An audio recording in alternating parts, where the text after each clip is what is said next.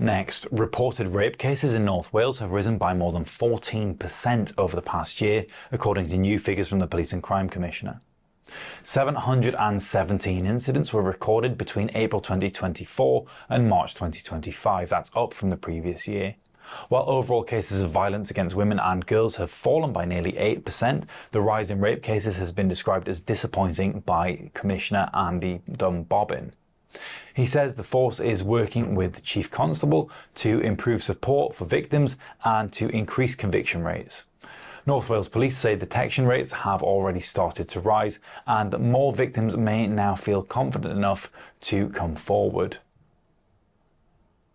Councils across Wales say they may be forced to cut services, raise council tax or lay off staff without more funding in next year's budget.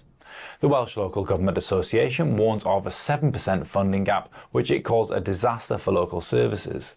Its finance spokesperson, Councillor Anthony Hunt, says councils cannot meet growing demand in schools and social care without extra support. But Welsh Government says keeping the budget business as usual will give stability before the Senate election in 2026. The latest opinion poll for the Senate election has been described as a wake-up call for Labour, both in Wales and in Westminster. The survey suggests Labour's support has dropped to just 14%. That's well behind Plaid Cymru at 30% and Reform on 29%. Former Minister Mick Antoniv says the party must show a clear vision to reconnect with voters. Labour has been the largest party in every Senate election since devolution, but insiders now warn it faces its biggest test in a generation.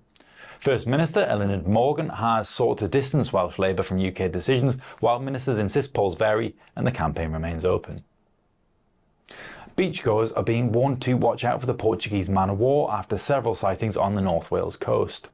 The marine animal, which looks like a jellyfish but is actually a siphonophore, has a painful sting and long tentacles that can reach up to 10 feet.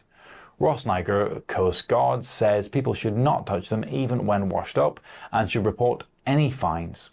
The creatures have been seen on beaches in Pembrokeshire and on Anglesey, brought in by Atlantic currents after recent storms.